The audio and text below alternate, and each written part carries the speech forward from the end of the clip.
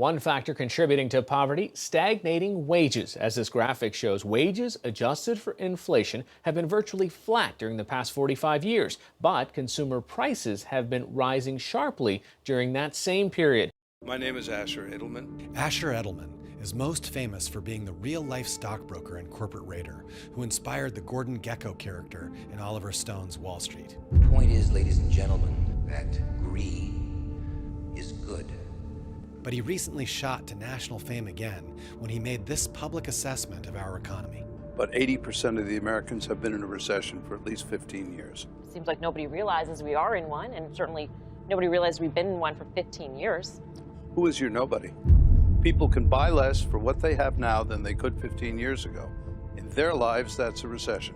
According to Asher Edelman, trickle-down theory has long been disproven. The wealthy 1% only spend a tiny fraction of their income, while the rest of us in the bottom tier of earners, we spend everything we make. When you go to Reaganomics and you try to release money to the rich in the hope that it'll trickle down to the others, we have proven time and time again, this is nonsense. It doesn't trickle down anywhere.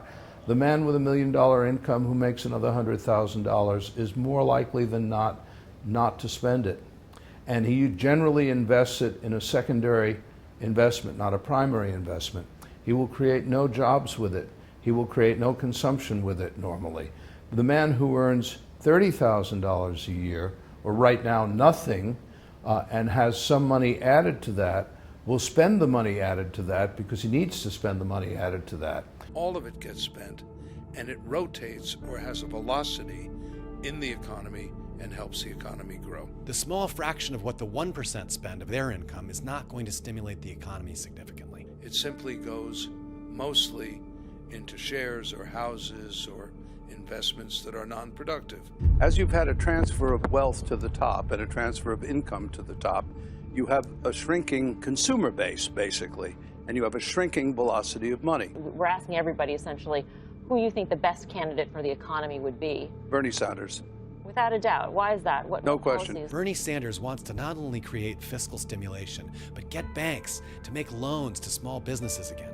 170 of our nation's top economists have endorsed Bernie Sanders' plan to reform Wall Street. And President Clinton's former labor secretary has wholeheartedly endorsed Sanders' specific plan to break up the big banks. Bernie is the only candidate in either party who understands and thinks about this conceptually to build roads, to build schools, things that got people working again, as in the days of Roosevelt. Government by organized money is just as dangerous as government by organized mob. Rated by most scholars as one of America's top 3 presidents alongside Washington and Lincoln, Roosevelt's plan was called the New Deal. He pulled us out of our Great Depression with government jobs for the unemployed, economic stimulus plans, and banking reform. And if that sounds familiar, it's because it's really similar to Bernie Sanders' New Deal. So the next time that you hear me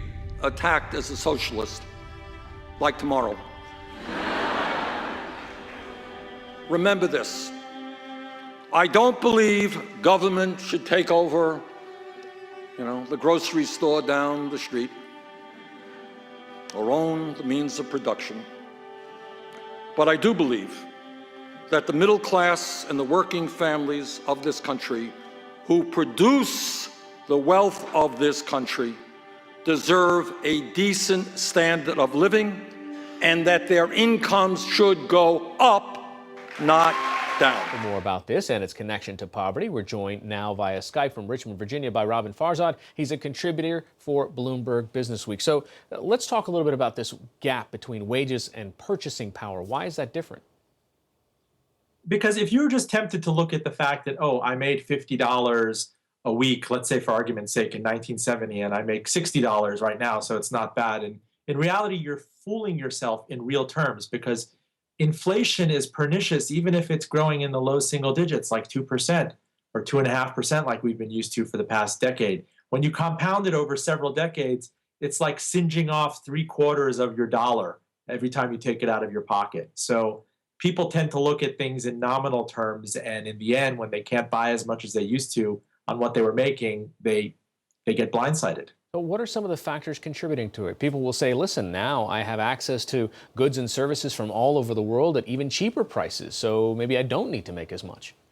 Well, that has tempered the pain, certainly, but that is also a function of really aggressive offshoring and outsourcing. And these jobs, these decent manufacturing jobs, and you used to be able to be a high school graduate or at worst, maybe have an associate's degree from a 2-year program at a college and get a decent living wage and maybe get benefits and have hopes of raising a family of 4 and putting kids through high school and whatnot. And that has so deteriorated in cloud over the past several decades. You can't count on there being good paying jobs. People are realizing that their pension programs are no longer guaranteed, that companies are using increasingly part-time workers and contract workers. Bernie Sanders. Without a doubt. Why is that? No question. Policies? Let's move on to the presidential elections. I'm curious, we're asking everybody essentially who you think the best candidate for the economy would be. Bernie Sanders. Without a doubt. Why is that? No question. Policies? Well, I think it's quite simple again. If you look at something called velocity of money, you guys know what that is, I presume. That means how much gets spent and turns around. When you have the top 1% getting money, they spend 5–10% of what they earn.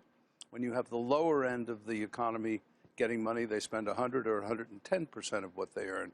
As you've had a transfer of wealth to the top and a transfer of income to the top, you have a shrinking consumer base, basically, and you have a shrinking velocity of money.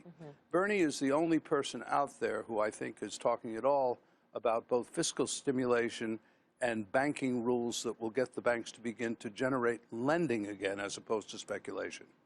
Okay. So from an economic point of view, it's straightforward.